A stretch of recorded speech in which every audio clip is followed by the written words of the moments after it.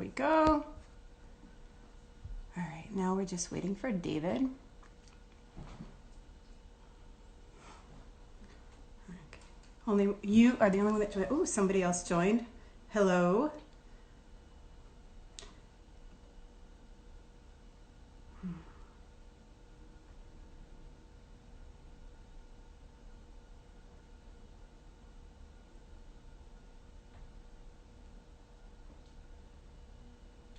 Awesome. Okay. Hi, Rose. Hello. Hi, how are you? I'm good, thanks. How you doing? I'm doing well. It's 8 p.m. over there in London, yeah? Yeah, it is. Yeah, just beginning to get a bit dark now. Anyway, but yeah, had a beautiful day. It was really nice. All sun and warm all day, so it's been good. Awesome. Awesome. Well, thank you for doing our little Instagram live. I think people are going to be really excited to hear your stories. I just want to let everybody know right now, if this goes over an hour, we are going to redo the Instagram live and then just kind of join back up with us. It'll automatically quit after an hour and then we will relaunch it. One other thing is that, oh yeah, ask questions. So if anybody has any questions, just go ahead and chime in and let us know what you want to hear.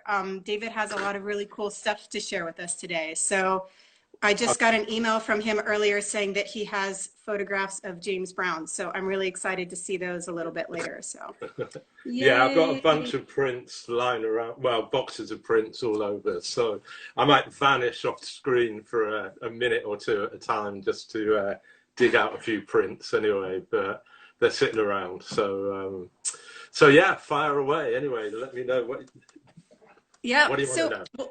we may as well start from the beginning. How did you get into photography? How old were you when you first started? And what was like your first spark? What did you see that made you want to take pictures?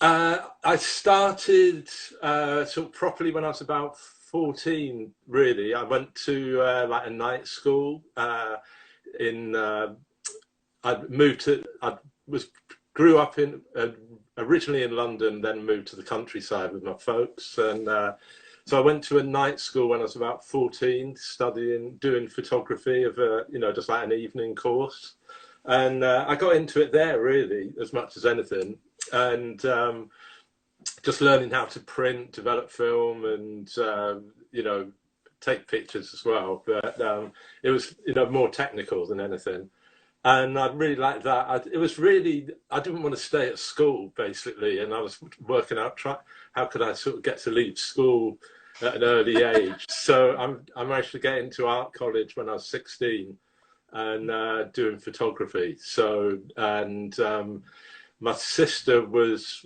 engaged to a guy called Reckless Eric, who was on Stiff Records, and he signed to Stiff Records, and he had Ian Dury playing drums in his band, and so I got to know Ian and all the people at Stiff Records. So I started photographing, like early in those sort of early punk days and stuff, and so it really went from there, But yeah, I did 2 years in art school doing photography, and that was, it was a good sort of initial education, but they expected you to become an assistant to a Yep. photographer, and I wasn't really into that, so I was into taking sort of music photographs right from an early age, really. So I was just sort of going to gigs and, sort of taking pictures, and then I thought I moved back to London when I was 18, and wanted to work for NME basically as New Musical Express, Right. which was like the Bible, the music Bible in late 1970s. So I started. I'd go to a gig. I wasn't getting commissioned or anything, but I'd go to a gig and take pictures, and then go home, sort of develop the film, print them, and drop them off at NME like the next morning. And eventually they started using the odd picture, and then started commissioning me probably about end of 78, early Wow. 79, you know, so it was a good, you know, I was lucky in that respect, but I was working in a liquor store, first of all, which was round the corner. How old were you? I How was old were you? like 18 going on 19. Well, yeah, I was 18. Well, I was born 1960, so February 1960. So yeah, like 18 going on 19, and then started taking, you know, different mainly live stuff, and then they started commissioning me to, you know, to do portraits. So it sort of went on from there. But I sort of worked in a industrial darkroom, so that was where I sort of really learned about printing. I became what was called a heavyweight printer, which they have different levels. Apparently, I can't remember why, but Yeah, what separates the levels of printer? Like what distinguishes you as a heavyweight versus I what, a don't know lightweight or a I don't featherweight? really know what it is. Heavyweight. The first print they gave me to print was, I'd been working there as a developing film, and then they got me to print a print that was 48 inches high by Yeah. 12 feet wide, and the way you do it, you'd have an enlarger. The enlarger would be on rails. It would be horizontal, and the wall would be like a steel wall, and you'd have magnets, and you roll the paper out, put the print on, and then you develop the print. You have to develop it by hand, you know, so you get your hands covered in developer basically, and you carry on using the same developer until it looked like Guinness. That was Yeah. the standard, you know. But your hands would also look like Guinness, you know, by the end of the day, you know. But I learned a lot of good, you know, great sort of printing tips. Some that, you know, you couldn't do nowadays at all. But quick ways. There was like the really fast way of drying film, which I've never seen anyone else do it, but I was taught how to do it there. Was to you get the film, you wash the film like really quickly for like 2 minutes or something, and then you dip it through a bath of methylated spirits and water mixed together, and then you get a match. You hang the film up, and you light a match at the bottom of the film, and you get a flame goes up the film, and it burns all the water off. But you have to, you know, blow it out really quick. But you've got to dry film in like, you know, 5 seconds, something like that. But Yeah. I would not imagine no water spots either. right, yeah, exactly, yeah. Not to be practiced at home, you know. But we were taught. I was taught, you know, some really. I mean, other things like, you know, if you're trying to burn in an area in a print, and it's not, it's just not coming up, and it's in the developer already. The guy I worked with, everyone would smoke, you know, in the dark room. Of course. And he'd just sort of have the cigarette in his mouth. So you just lean over the print, and then you just like inhale, and the glow of the cigarette will like burn the print a bit, you know, in the printing process anyway, and sort of bring in like a bit of detail into the highlights, you know. So That's a real artistry that, you know, people, it's crazy because people nowadays, photochemistry is pretty toxic, but even in my generation in the early 90s, like I always thought like, oh, it's better if I use my hands and not the tongs. I wanted photography to be a part of me. I wanted to get my hands wet, my hands dirty. I yeah, wanted to like really get to know my prints. So it was messy. You know, I would put my hands in the developer and all that kind of stuff. And hearing your story about using the cigarette to kind of further burn it in an image is just kind of a massive extension of that. Like, how was yeah. your darkroom process? Were you really clean, or were you really like, were Oh you that God, guy no. smoking in the print? Well, no, yeah. I mean, everyone smoked then anyway. But you would like at the end of the day, your hands would be like black, you know, down to there, because it was like a huge bath. And to do a really big print, you roll it up into a roll, and then you pull it out, and then you start rolling at the other end like a, you know, long piece of wallpaper or something, and you roll it up rub it all over with your hands and then roll it back, and you keep doing that for a few minutes. And at the end of the day, to clean your hands, you just turn the tap on, and we'd have like a gallon container of like industrial bleach, and Oh my God. you pour the bleach onto your hands and then put them straight under the tap, and it just burns off, you know, a layer of skin. And but you know, so yeah, no, I wasn't tidy. I'm still not tidy at all. You know? I mean, it's not in my nature, you know. But no, I mean, in the dark room, you know, I mean, I still love printing, you know, because it's something, it's very meditational, I think, you know, and you just sort of lose track of all time and space, you know, so it's still something I'd love to do anyway, you know. It's appropriate in the age of social distancing, that's for sure. Right, yes, I know, yeah. I don't have a dark room now, though, which I regret at the moment, so I normally rent one, but I can't at the moment anyway. But, oh man, I picture you walking into a rental darkroom with a ton of like college and high school students, with you walking in with a cape on, like with your level of expertise, like a superhero. No, I don't think so. More like a bottle, but still. No, I normally have music blaring and, you know, various things to help, you know, but.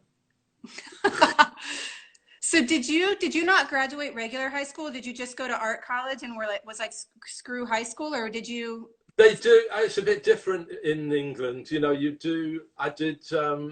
have like O levels when you're 16, and then A levels when you're 18. And I did O levels at 16, and then I left.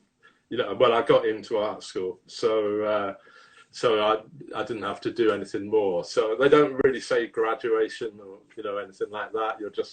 You're done, you know. And so I was out, and then I'd finished art school, and friends of mine were still finishing off school, you know, and I felt I'd sort of moved on, you know, quite a bit from a lot of what they were doing anyway. You know, I'd already moved out of my home and, you know, was living in student digs and stuff. So, you know, it was a good experience anyway. And then, and then moving back to London was, you know, I sort of lost touch with most of the I've still got a load of old friends, but school friends I sort of lost touch with a fair bit anyway. But, and then London was really, you know, at that time was really good. It was sort of buzzing. It was still the end of the sort of punk era, I suppose, but it was sort of, you know, there was a lot of different music going on, and then you know, hip hop was just beginning, and I mean, there was all new wave stuff and everything, but and all, you know, Nick Cave and Birthday Party and all U2, you know, early. I was lucky in that with NME I was getting jobs to you know, like go on tour with U2 before they had like a record deal or anything, you know, so that was a good experience, you know. I mean, I didn't really know at the time. I just thought they were another, you know, little band, but right. They had a vibe about them, you know, certainly. Yeah. So what was the first, do you remember the very first band that you ever photographed before you presented your work to NME? Oh God. Shit. Let's see. Probably a local band, maybe. Yeah, I photographed. I mean, there was a venue sort of near us. I photographed like Dr. Feelgood when I was sort of 15, and sort of old hippie bands like Gong and Man, who were like sort of Welsh version of the Grateful Dead sort of thing. They were, you know, they would jam for like 8 hours. So there were, I mean, certainly Dr. Feelgood was I shot them when I was about 14, 15, and I mean, I still love them now, you know, but they had a big influence on me, certainly. There was the whole sort of pub rock scene going on in London in particular, just before punk. Yeah. And it was very much R&B, you know, like rough and ready R&B. That's where sort of Joe Strummer came up through, and Ian Dury and people. So that sort of music was, you know, having a big early influence, certainly. And then The Stranglers, I shot them early, probably in early 1976, something like that. So it was all, you know, when I was at college, there was different bands, and where the college was in Gloucester, which was like a big sort of, well, had a big Jamaican community. So I got into reggae really a lot, sort of through that as well. That's always been a big love of mine anyway. Yeah. So and I, you know, so I really started shooting certainly reggae from about 1977, 78, something like that anyway. Wow. What was NME mainly interested in what was your first assignment for NME? What was your first ever assignment? First assignment. Or like what kind of music were they interested in documenting back then? What did they want it was from still, oh, it was very much, they were still into like the sort of whole punk. I guess it was like in 78 when I first, I think Joe Jackson, I think, was possibly the first person that was actually a commission for them anyway. And then, but yeah, so it was that sort of punk, new wavy sort of vibe. Punk was beginning to die out a bit in England, sort of 78, 79. It was moving on and becoming more new wave and, you know, the sort of other sort of things anyway, you know. So, so yeah, that was that. And then, I shot Jacob Miller, Inner Circle, reggae stuff, 1978, 79. So yeah, I mean, a real across the board, but they were picking up on like indie, you know, sort of, I don't know what you would call it, new wave, and then indie music, you know, sort of anything alternative. NME always like, you know, going against the commercial stuff in particular, you know. Yeah. Were they looking for reggae as well, or is that kind of more of a personal project? The odd reggae thing. I mean, they commissioned me to shoot Bob Marley in 1980, and that was purely. I used to go in on a Wednesday or Thursday. They'd have them sort of editorial meetings on a Wednesday or Thursday morning, and I'd sort of go in, badger the picture editor, and he just sort of said, "Oh, you know, what you doing Saturday?" It's like, don't know, you know. Said, "Oh, do you want to shoot Bob Marley?" So I was like, "Yeah, why not?" You know, I'm not going to say no to that, you know. So, so it was really, you know, it was very much. I might go in and there'd be another photographer already there getting, you know, getting the plum job. So it just, you were lucky or unlucky, you know, however the run-ins were really. So. So it started off, it was like gigs, and then they were sort of asking me to, you know, if I'd go and shoot bands and go on tour, you know, with various people and stuff as well. So, you know, it was good, but it wasn't my choice of, you know, what was happening. They were doing quite a lot of reggae, actually, compared to most music papers. They're a bit slow on the hip-hop, I mean, I think, would be the criticism of them, certainly. Well, who did you go on tour with? I went on tour with U2, Aswad, who else? God, loads of people. Oh, like punk bands, Exploited. Oh my gosh. Who else? Got Spandau Ballet. Real across the board, you know. Aswad were good, going on tour with them. U2 were really funny because that was before they had a record deal, and they I actually have a box of U2 prints right here. Yeah, feel free. Go ahead and share some prints with us. Here's and I'm assuming you printed all of these by hand. Yeah. Okay. That's probably the best known of the ones I took of them. Wow. You can see that. That was incredible. That was beginning of March 1980. So yeah, they were. I mean, they were real young. They were supporting an Irish show band. So an Irish show band would basically play the top 40 hits of the day, and then U2 were like the support act to them. So. And these groups, you know, they'd all be dressing like white suits with white hats on. Yeah. And they'd all do, you know, like really tacky bad dancing. That's Bono and the Edge That's, backstage. I mean, these photographs look like they're lit professionally, but I have a feeling they probably weren't. No, none of them are lit. They're all. It's all just available light. You know, just Yeah. that's in the dressing room or in the. Well, it's on the roof of the hotel they were staying in. But I was a bit disappointed, to be honest, because it was like my first sort of big tour, and they were like really. They drink like half a pint of beer, and then it was all off to bed. You know, and they were like, you know, where's the group? You know, where's the sex and drugs and rock and roll? You know, it was like seriously lacking with them. I mean, they were really nice. You know, I mean, I'm not knocking them, but I was just. It was a bit disappointing when, you know, your first sort of, you know, going on tour. It was all around Ireland, so we were going to like real little villages, really, right in the middle of Ireland, you know. So and how old were you? I was 20 then. I just turned 20. Well, 19, 20, yeah. Yeah. So wow. And the same age as them, you know. So I mean. That was quite good. I think there was like a freshness, you know, because they would, you know, when you're all the same age, you've got similar sort of interests, and you know, obviously, you've been through similar-ish things anyway, you know. Yeah. So that helped certainly, you know, and they were. I mean, they were.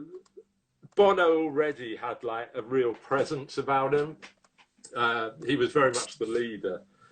But he was obsessed with David Bowie. He was like everything was David. David would. He didn't know him, but he would talk as if he did know him. You know, so which I mean, I wasn't such a huge Bowie fan as most people. So, but he was, you know, but he had when they played, you know, they really had a presence about them. There wasn't anyone in the audience. I mean, the first few gigs I went to, there were like about 7 or 8 people, you know, I mean, really, and no one was watching them either. I've got a couple of shots not printed up of like a couple of girls leaning against the stage, facing in the other direction, you know, while Bono is singing, and they're looking in the other direction, you know, looking at some mates in the bar or whatever, you know, so... I mean, did you have an idea that these bands were going to get as huge as they got, or were you just simply on assignment? That was just assignment. I mean, but they blew up really quick. They, you know, within a few months, they were playing like fairly big venues, and then within like 2 years, they were doing stadiums. You know, so that was pretty rare. It wasn't normally that sort of quick. You know, but they certainly had something. You know, a real vibe about them. Certainly. But, you know, other ones like Nick Cave and the Birthday Party, I shot them quite a lot. And you could, I mean, Nick Cave definitely had like a real presence about him, but I didn't think the music would cross over personally, you know. But I mean, it's, you know, whatever you know, everyone's got their own taste, you know, so... you know, I've photographed a lot of bands I didn't really like music-wise, you know. But I mean, it's you know, others you can really tell they've got like a real, you know, pizzazz about them, you know. And others you just think, well, they don't seem anything special, and then boom, they're, you know, suddenly top of the charts, you know. So have you been able to maintain contact with U2 and Nick Cave and bands like that?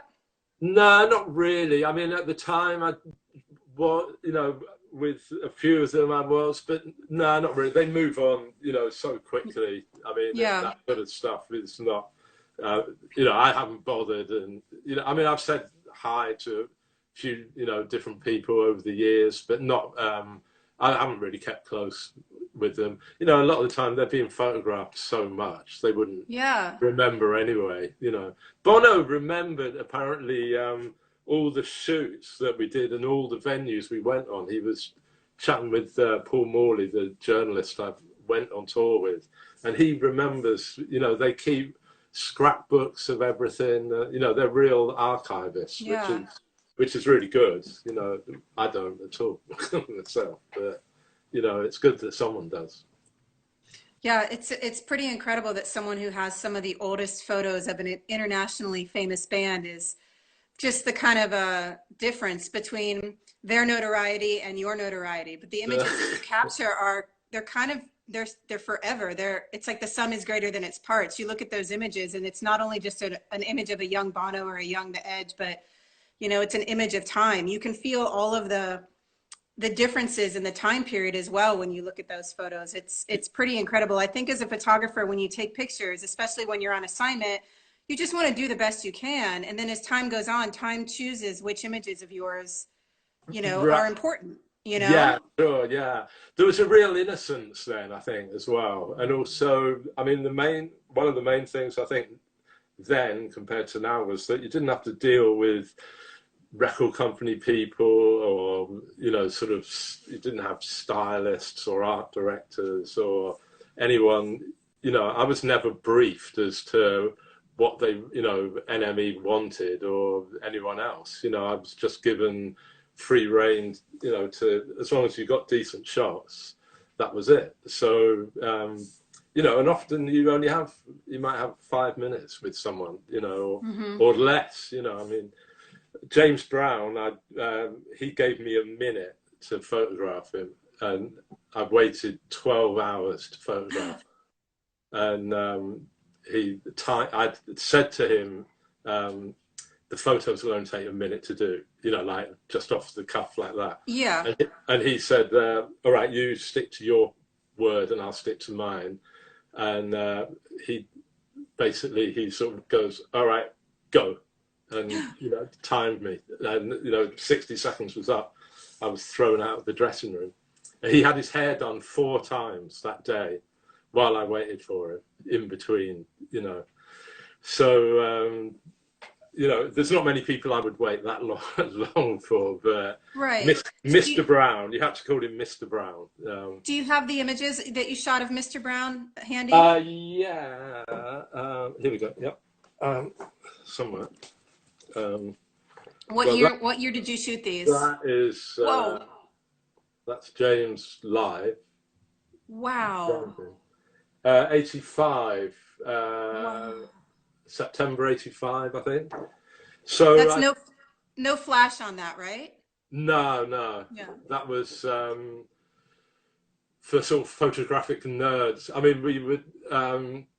I would always shoot at like 1600 ASA and uprate the film and overdevelop it, and you know. But he was doing this. He was jumping up like every third song. At the end of each song, he would jump up like that. So after about the second time, I kept missing it, and then the third time, I sort of got that one anyway. But I was meant to photograph him at midday, and I was told I was having his hair done, and then it was like he's going shopping, so wait around, and he came back from his shopping, and then he was having his hair done again. Yeah. So they say, go to the sound check and you can photograph him at the sound check. We get to the sound check and they said, well, he hasn't been to a sound check in like 35 years. So, oh my God. so that didn't happen. Then I got ushered into his dressing room and he had his hair in red rollers and he was sitting there. And we were told, you know, Mr. Brown, you can't smoke or drink in front of Mr. Brown unless he is smoking or drinking. And you have to call him Mr. Brown. And so he's having his hair done, and I was introduced to the photographer, and he said, if you take your cameras out of the bag, you and the cameras are going out the window. And we were like on the 3rd or 4th floor of Hammersmith Road. And so I was like, okay, Mr. Brown. And, so that and was they probably meant it. That was the time when they meant that. Yeah. Because the whole interview was basically, we were talking about boxing, because he had been a Golden Gloves boxing champion. So he was really into the interview because he was talking about boxing.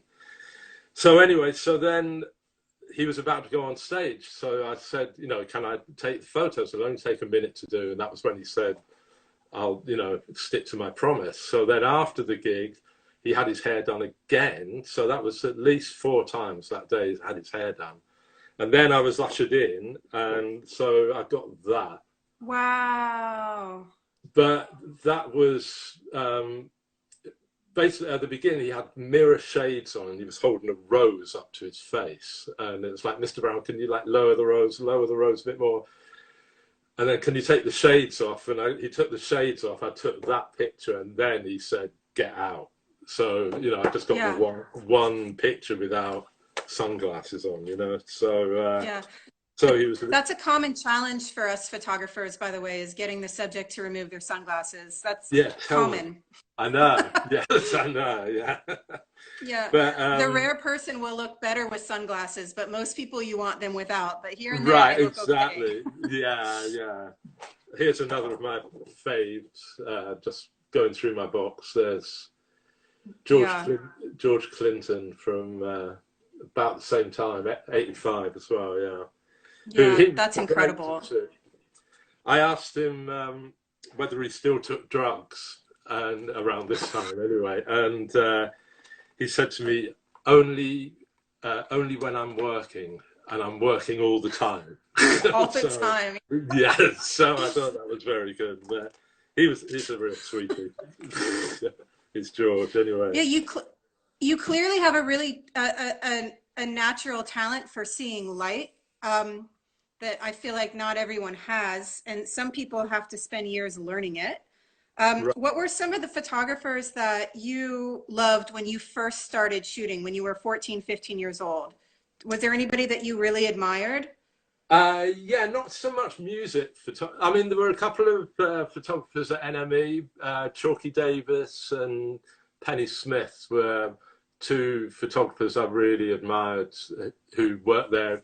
Both used available light and stuff, but I mean, classic photographers really. Bill Brandt was my probably still is my all-time hero, and but I really liked Irving Penn, Andre Katesh, Roy de Carava. I really liked, brilliant, not so well known, but great black music and general city photographer. Eugene Smith as well. Yes. You know, classic names, I suppose, really. But I mean, they all stand out as being great. You know, great photographers. You know, and you know, they all took timeless pictures. I think. Yeah. You know, they stand out. You know, they never seem dated at all.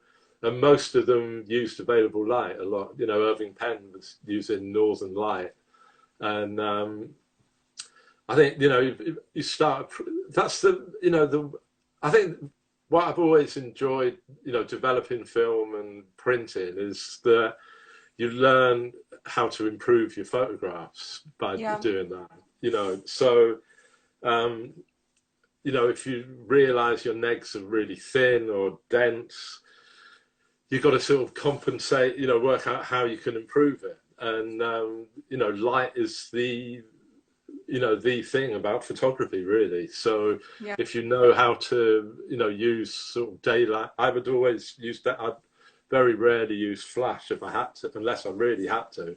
Yeah.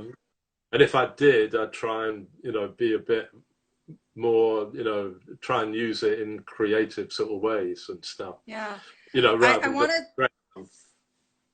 Oh, sorry. Yeah, go ahead. No, go on.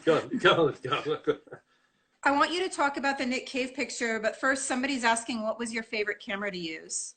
Right. I started off using a Pentax K1000. It's like an old tank, you know, but it's all manual, and I mean, it's a great, simple camera. And Pentax did some great lenses as well. I never used zoom lenses. I always used prime lenses. I never really had a zoom lens until I had the little digital camera. But so I started off with that, and then I had a Pentax MX, which again smaller but all manual, and then Nikon FM2 I used to use, Nikon 801. And then a Hasselblad as well, but mainly 35mm. So, you know, cheap and cheerful, you know, nothing special cameras at all, you know, but good lenses. That's the most important thing. You know, I mean, it doesn't matter what to be honest, really what the camera is, but as long as you've got a good lens. So did I use medium format? Well, yeah, I've still got the same old Hasselblad, 500 cm. Again, simple as anything, but they're, you know, brilliant cameras anyway. You know, so you can't go wrong with them. You know, and I've dropped it, and you know, nothing happens. You know, it still works fine anyway. Yeah, if you're shooting a live show with an FM2, somebody could accidentally kick it, and you can continue to shoot. You know. Oh so, yeah. You know? Yeah. No, they're solid as anything. All of those. You know, so yeah. But what, the Nick Cave you were asking about? So obviously there's some flash there. There's a fun way you use the flash in the Nick Cave photo that you sent me. So I kind of wanted to talk about that, because back in the day before digital, you know, I came up in the early 90s, you know, started shooting in the early 90s and started shooting professionally in the late 90s, to give you an idea. Right. But even back in that day, it was all about trying to figure out fun tricks, things to do that made your work look distinct, or would kind of overcomplicate things to show how talented you were. Like, we would go on shoots and shoot 4x5 film, or do Polaroid transfers, or all sorts of like really artsy things. And so when I saw that Nick Cave photo, I was like, oh, that's the kind of artsy stuff we used to do before digital. So maybe you can share with us what you did there. Let me dig that out. Actually, you're lucky. I've got all these in the line at the moment. So far, so good. Right, here we go. Lucky. So is everyone else. Right. Okay. So that's that one.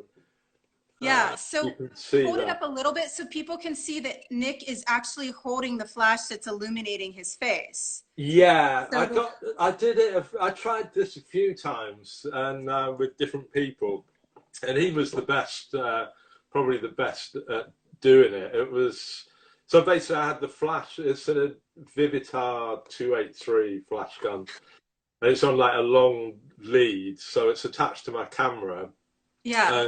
So I was just getting him to sort of hold it in different directions. He was doing some like directly under his chin, and you know, I said just sort of play around with it, and I would just snap, and you know, sometimes it would just flare into the camera, and other times it would light him. But you know, it's so close, it blows out the highlight. This one's a bit over printed actually. I sort of tried to burn it in a bit too much. Yeah.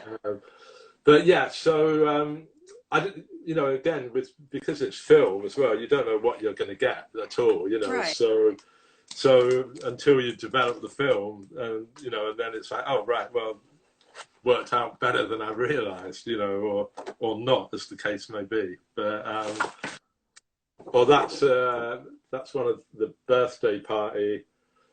Can you hold that up a little higher? Yeah. Is that all right? Oh, cool. So that again is with flash, just holding the flashlight below the camera. Yeah. So they're, you know, the shadow of the flash is above their heads. But that was like in a disused church, and they just found this sign, surprising where you find God. It was just sort of lying in this church, you know, and it just seemed to suit their sort of gothic-y sort of vibe pretty well anyway, you know. But yeah, they were really good. Nick Cave was always great to photograph. I mean, they were difficult to, they were wanting to do the shoots in the pub, so I had to try and persuade them to go somewhere else, you know, to do some other shots. But that's one I've always liked. That was the first shoot I did with him and what's his name? Tracy, what's his name? What year was this? That was 1980. They'd just moved to London. They'd just sort of come over to London. They were living in a squat in somewhere in South London somewhere. So yeah, so I just I shot them about half a dozen times over like about a year or so, you know. So and every time it would be let's do the shots in the pub, and it was like, no man, you know, it's like pubs never work for photographers, you know, it's, or very rarely, you know. So but they were good, you know. So I mean, But yeah, people talk about having access to artists, right? Like that's the key thing, is having access to artists. And it feels like you had access to artists because you just happened to be taking pictures when all of these incredible artists were germinating, when they were just getting their start. Like there's a right time, right place element, but there's also, you have such a clear, forgive my pun, you have such a clear focus on composition. Your composition and your lighting is so strong, which I feel like nowadays with digital, it's more about who you know and getting access to, you know, the people with the huge social media followings. But right. back then it was like honing your craft. You know, how can I Yeah. stand out against these other people? How can I get better at what I do and take more interesting photographs, better composition, better lighting, more Yeah. intimate, you know? Yeah, yeah. Well, I mean, all those photographers that I've always admired, and like Cartier-Bresson, they never cropped, or very rarely, Bill Brandt did, but they didn't crop their picture. You know, you'd crop in camera rather than crop in a print afterwards. So, which is why you know, normally when I'm printing, I'll print like the whole border of the, Yes. you know, like this is the edge of the film here, so you get the sprocket holes up the edge, you know, and so I don't know if you can see that all right, but Yes. you know, and it frames it. I think, you know, I mean, the actual frame of the film frames the, you know, the image, you know, makes the full image, you know. So Well, that would show people that, look, I know how to compose in camera, you right, know, I'm not yeah, yeah. cropping. Yeah, which I've always sort of hated it when people, you know, crop a picture and, you know, your photograph afterwards, because it's like, well, you know, if I'd have wanted it cropped, I'd have, you know, I'd have done it myself, you know. Of course. But yeah, going back to your question, it was, I mean, pure luck really for me. You know, I mean, it was a good time to be shooting, you know, certainly because you didn't have that problem with. You know, having record company people, you know, affecting what you could do, you know, and again, you know, a lot of the people were my age as well, which made it probably easier, you know, and it was, I guess, you know, you just sort of go with the flow, you know, but I mean, I wasn't really, wouldn't research. I didn't know a lot of who these people were, you know, so you'd just show up and it would be like, well, I've got to make a good image out of this, you know, and often they were quite striking anyway, but if they weren't, you'd have to, you know, sort of try and make something out of them, you know, or make a nice shape, or, you know, make a good composition just to, you know, make Yeah. something a bit more dynamic, you know. But So I imagine you ended up shooting for more than just NME. What kind of clients did you end up working for as your career rolled along? yeah, I pretty much I was getting tired of NME, to be honest, because it was getting all these indie bands, and everyone was like wearing raincoats and talking about suicide, and you know, it wasn't me, you know. I was much more into black music really, and hip hop was just starting, and I was into reggae and soul, R&B stuff, you know, funk music in particular as well. So so I started working for a couple of well, Black Echoes, which is like a black music paper, a weekly, and sort of left-wing London listings magazine called City Limits, which was good. And then The Face came along, Yeah. and I started shooting sort of quite regularly for The Face, and so they were all influential in different ways. You know, I mean, The Face was, you know, fairly quickly became quite a trend-setting magazine, you know, but Yeah. initially it was like, who's going to give me a job? You know, I mean, Right. I'll shoot anything, you know. And then I started shooting for like daily, you know, the daily newspapers, so like the Guardian occasionally and Daily Telegraph. You know, again, it was like, well, give me a job and I'll shoot, you know. So it wasn't just music. I started doing, you know, general art related portraits, you Yeah. know, actors and film directors and everything else, you know. But Black Echoes was really like a good one for me because they were covering everything hip hop when hip hop was just starting, or coming over to London anyway, and you know, all the sort of reggae, and they'd interview people, so I'd like end up sort of meeting or photographing, you know, like Bobby Womack. Every year he came over, I'd get to photograph him, you know, so that way you get to meet and, you know, get to know sort of people, because no one else wanted to interview Bobby Womack, you know, other than these black music magazines, you know, or Curtis Mayfield, or, you know, huge names that you think, God, they're the giants of music. And, you know, they were just like easy, you know, so easy. It was really nice, you know, nice for me, you know, to meet heroes. It's so strange what's popular in the moment, and then what history ends up seeing is important. They're totally different things. Whatever's trendy now might not last in 10, 20, 30 years, you know? Right, So yeah, exactly, yeah. I feel like as an artist, you have to be careful and try and just really follow your gut. Otherwise, if you get caught up in the kind of trend washing machine, your work might be really fleeting, you know? Right, yeah. Someone's just asking favorite camera. Oh God. Oh yeah. I mean, that old Nikon FM2, I think, to be honest, is you know, so light and simple. I used to carry that with like maybe 3 lenses max. I would normally have like a 24 mil, a 28 mil, and a 85. You know, that would be it. And I used to carry it in a little one of those little tin cases. It wasn't like a proper camera bag or anything, and a couple of rolls of film. So very unprofessional looking, you know, but great, you know, really great cameras, you know, and last the test of time, you know. How many rolls would you bring to each live show to shoot about?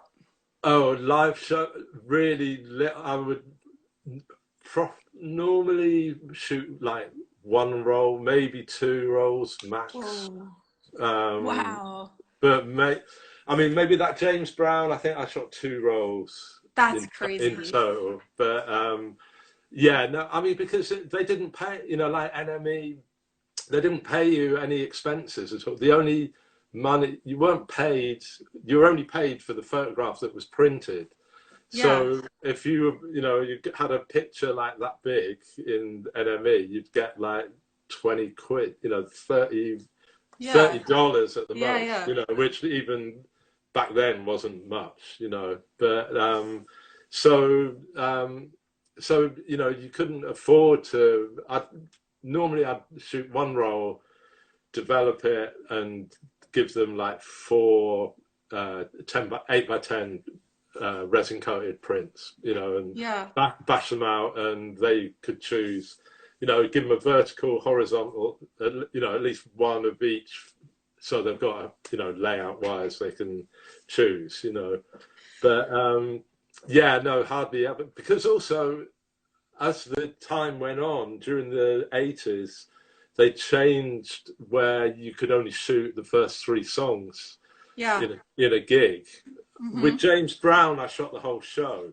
And I blagged my way into a Marvin Gaye show once, and got to shoot the whole of Marvin Gaye, and like no one stopped me. You know, there wasn't anyone there to stop me. So I was just at the front of the stage, but I wasn't meant to be there. They didn't. But so I shot 2 rolls for that. But you know, but it was like a roll of film. A roll of film is money, you know. And I never shot color. You know, that's the ever. Well, I did later, but I mean, I regretted not, you know, with hindsight, you know, but it was just too expensive, you know, if no one was paying for it other than me, you know, so so I just shoot the black and white, develop it, and bam, you know. And also, I mean, this is also one of my big regrets from early days was, because I would shoot and deliver the prints the next morning, I would never do contact sheets. So I would always look at the negs and choose what image, because to do a contact sheet would take, you know, 20 minutes or something. And I needed to go to bed, you know, before getting up a couple of hours later. So I don't have hardly any contact sheets, which I regret, you know. Well, you But can always make them. That's I okay. can, Yeah. It's the thought of I've got thousands of rolls of film. I still just look at the neg, you know, at the neg, so I'm used to that now. Yeah. So I think what people need to understand is you would go shoot a show like Marvin Gaye or James Brown, and you would go home that night and develop the film, correct? Yeah, That yeah, that night, like 2 yeah, a.m., 3 a.m. yeah, yeah. And then you would go to sleep, and then in the morning you would print the pictures and then send them to the publications. No, I would normally do the shoot, get home, say about midnight or 1 in the morning, develop the film, dry it with a hairdryer really quick, and then print straight off. So often not even cutting the film, I just run the film through and like choose, hence a lot of the scratches that are now on my necks, but and then so print them on resin coated paper, really quick. Yeah. And I used to print in my in the kitchen in a little bedsit, studio apartment I was sharing with my sister then. So I used to sleep in the kitchen anyway. So I would develop print in the kitchen and then go to sleep, leave the prints to dry, just prop them up around me, and then get up in the morning, pick them all up and stamp them. And then I used to, spot them out on the train going to work, going to NME or to work. So yeah, I mean, didn't have that much sleep in those days. I don't know that everybody knows what spotting is. You want to tell people Right. what spotting is and how how insane that is to do on the train? Oh yeah, well, it's not to be done on the train. I would do it on the platform, or when the train stopped. But someone's asking enlarger. God, what enlarger? I had the cheapest. Again, enlargers aren't really that important, but again, the lens is the important thing. I think with all of that. I had the cheapest. I went up to like using Durst enlargers, but initially I had a Besseler, I remember, which was good, but an antique certainly. Spotting. So yeah, spotting is basically. I can show you. I still do it now.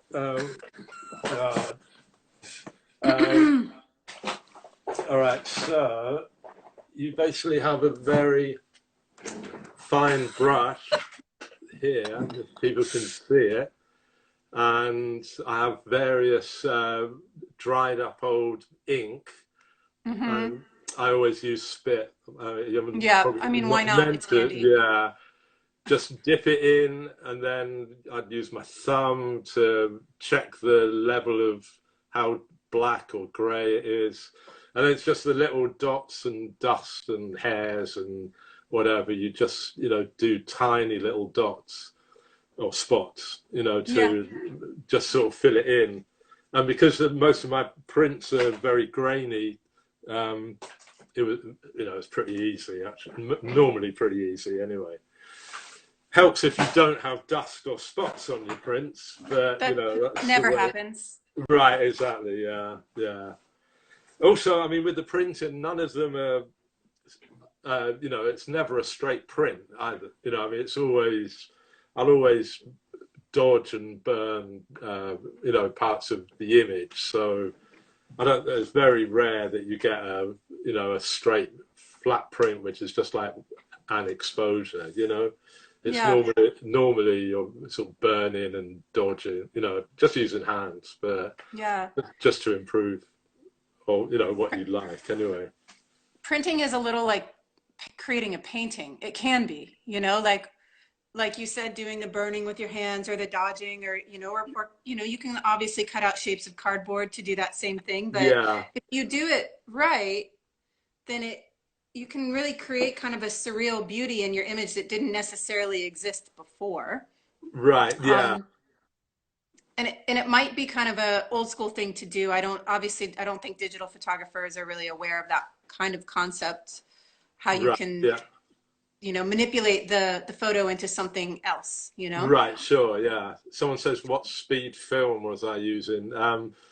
It was always like either HP5 or Tri-X 400 ASA film, but I would virtually always uprate it to 1600 ASA.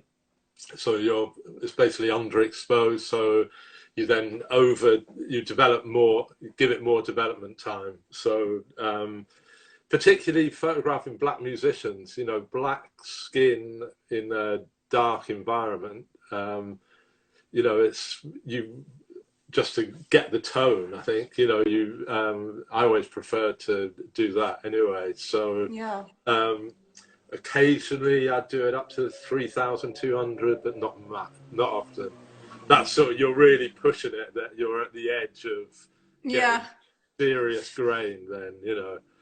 But also, you know, sort of camera shutter speeds as well. You know, I mean, it depends, you know, if someone's moving around quick, it's really hard to capture someone. But I think one of the tricks is good to learn how to be able to shoot low shutter, you know, slow or low shutter speeds, you know. So I would be able to shoot, get sharp at, you know, like an 1/8 of a second. I would never go below a 15th of a second if I really had to. So, you know, that would be pushing it as well, particularly if you're trying to capture someone moving. You didn't want to be like below a 60th of a second, really, you know. But so I want to go ahead and end this video, but I want to jump back on live, and I'd love for you to talk more about your hip hop and reggae photos, if that's cool. Yeah, fine. Yeah, no problem. Okay, cool. So I got to end this because it kills it at an hour, and then I'll jump right back on live and we'll speak more about your hip hop and reggae images. All right. Yeah. Sounds, all right. Yeah. See you in a second. See you in a sec. Yeah. Bye. Okay. Bye. Bye. Okay.